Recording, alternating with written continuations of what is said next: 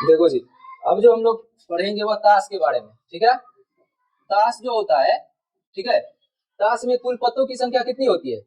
52। तो यहाँ पर ताश में कुल पत्तों की संख्या, कुल पत्तों की संख्या कितनी होती है? 52 होता है, ठीक है। अब ये 52 जो होता है ये 4 कैटेगरी में बांटा जाता है इसको, ठीक है। जैसे मान के चलो ये 52 को क्या करता है, सॉरी 52, इसको क्या करता है, 4 कैटेगरी में बांटा जाता है इसी ताश को, ठीक है। ये ताश है पूरा 52 होता है, ठीक है। अब इसको 4 कैटेगरी में कौन कौन बांटा जाता है? तो सबसे पहला जो होता है वो होता है लाल पान। क्या होता है? लाल पान, लाल पान, ठीक है। इसका अगर यदि फिगर देखेगा तो ऐसे होता है, ठीक है। ये इसका कलर जो होता है वह लाल रंग का होता है, ठीक है। इसका कलर लाल होता है, ठीक है। इसकी संख्या जो होता है वह 13 होता है, यानी लाल पान की संख्या कितना होता है? 13। यहाँ पर संख्या इसका होता है 13, ठीक है जी। अब यहाँ से इसके बाद जो होता है उसको होता है ईंट बोलते हैं, उसको क्या बोलते हैं? ईंट। अब इसका क्या होता है? आकार इसका इस प्रकार से होगा, ठीक है जी। इसका भी कलर जो होता है वो लाल होता है। कलर कैसा होता है? लाल, ठीक है, लाल हो गया। इसकी भी संख्या कितनी होती है? 13 होता है। ये भी 13 होता है। अब जो आएगा वो आएगा तुमको काला पान, जिसको हुकुम बोलते हैं। क्या बोलते हैं? हुकुम बोलते हैं, हुकुम होता है, ठीक है। ये जो होगा ये ऐसे होता है,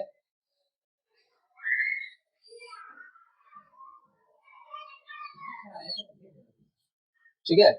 इसका कलर कैसा होता है? काला होता है, कलर काला होता है। इसकी भी संख्या कितनी होती है? 13, 13 होता है। इसके बाद जो आता है वो आता है कौन सा? चीरी आता है। क्या आता है? चीरी। इसका आकार ऐसे होता है,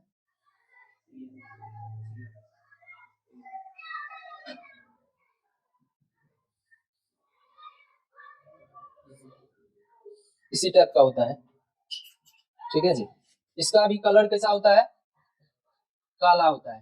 कैसा होता है? काला, ठीक है। इसकी भी संख्या कितनी होती है? 13, ठीक। अब इसकी संख्या 13 हो गया, सबका संख्या कितना हो गया? 13 हो गया, यानी 13 13 13 13, 13 का 13, 13 दूनी 26, 13 तिया 39, 13 चौके 52 हो गया।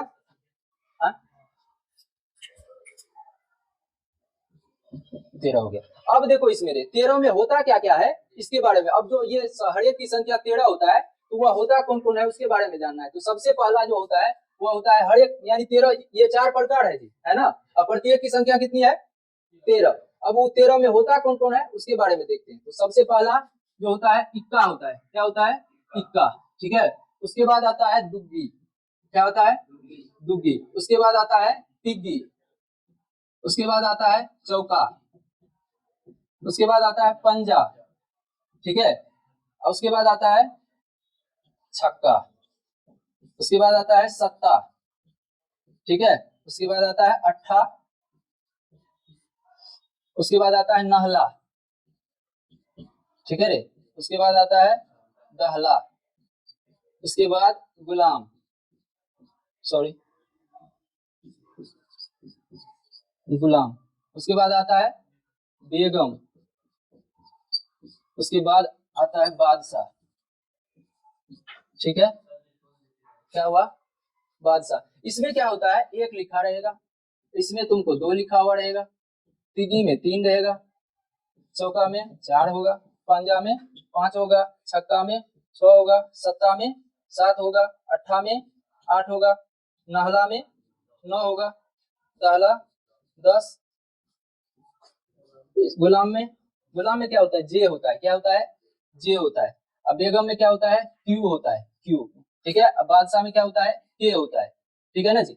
अब यहाँ से देखो ये सभी जो है ये 4 प्रकार का जो होता है सबका ये 13 जो संख्या है, इसका भी संख्या 13, इसका भी संख्या 13, इसका भी, इसका यानी चारों की जो संख्या 13 होता है वह सभी में यह इक्का होता है, दुग्गी होता है, तिग्गी होता है, चौगा, पंजा, छक्का, सत्ता, अट्ठा, नाला, दहला, गुलाम, बेगम, बादशाह। ठीक है, ये सब में होता है। अब तुमको मान के चलो प्रायिकता के तौर पर पूछ देगा कि इक्का आने की प्रायिकता, इक्का की प्रायिकता क्या होगा, इक्का या ऐसे भी इक्का की प्रायिकता पूछ देगा। ठीक है, इसमें तुमको क्लियर नहीं कर रहा है कि हमको लाल पान का चाहिए कि क्या कहते हैं काला पान का चाहिए कि चीनी का चाहिए कि ईंट का चाहिए। अब इक्का की प्रायिकता कर रहा है तो देखो यहाँ पर इक्का इसमें क्या होता है, कुलतास में इक्का की संख्या क्या होता है, एक नहीं होता है, चार होता है। यानी एक ठो लाल पान का, एक ठो ईंट का, एक ठो हुकुम का, एक ठो चीनी का। तो इक्का की संख्या कितनी हो गई, चार। तो अब इक्का की प्रायिकता क्या हो जाएगा, इक्का की संख्या, यहाँ पर थोड़ा जगह नहीं है, नीचे से ही लिखते हैं, यानी यहाँ हो जाएगा इक्का की संख्या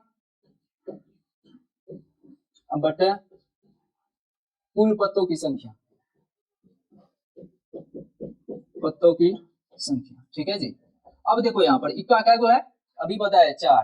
ठीक है, कुल पत्ता कितना है 52, तो इसलिए ये हो जाएगा 4 इतना 4, 13 चौके 52, यानी 1/13 हो गया। ठीक है, अब यहीं से पूछेगा तुमको तिग्गी का, तो उसका भी 4 है। अब इसी में तुमको पूछ देगा कि लाल रंग के इक्का की प्रायिकता ज्ञात करे। किसका, लाल रंग के इक्का की प्रायिकता। तो लाल रंग का इक्का क्या होगा, दो ठो होगा, एक तो लाल पान का होगा, एक तो ईंट का होगा। ठीक है ना जी, यानी इसका होगा इसका होगा, तो दो ठो हो गया ना। अब तुमको लाल रंग के इक्का का प्रायिकता पूछेगा तो ऐसे करना है, लाल रंग के इक्कों की संख्या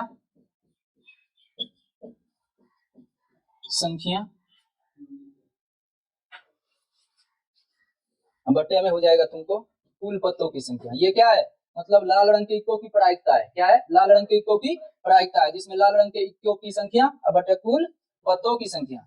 ठीक है ना रे।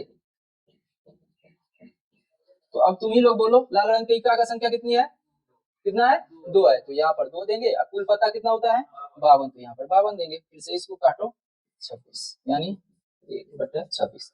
ठीक है, अब तुमको पूछेगा कि उसमें होता है सवाल में तो होता है फेस कार्ड। फेस कार्ड समझते हो, मतलब जिसमें चित्र होता है, आरेख वाला होता है। इसमें क्या होता है, चित्र वाला होता कौन कौन है, तो एक तो गुलाम होता है। ठीक है जी, ये फेस कार्ड होता है, ये भी फेस कार्ड होता है, फेस कार्ड। ठीक है, ये भी बेगम भी, ये भी फेस कार्ड होता है। ठीक है, और ये बादशाह भी फेस कार्ड होता है। ठीक है, अब तुमको पूछ देगा कि फेस कार्ड वाले पत्तों की प्रायिकता ज्ञात करें। ठीक है ना, इसका फेस कार्ड वाले पत्तों की प्रायिकता, तो कैसे निकालोगे,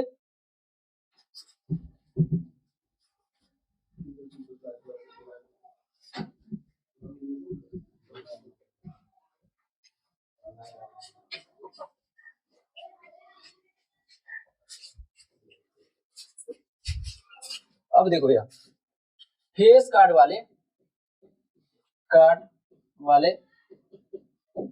पत्तों की प्रायिकता बराबर,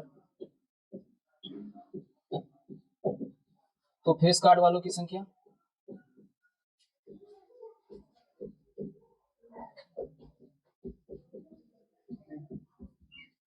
बटे कुल पत्तों की संख्या, कुल पत्तों की संख्या।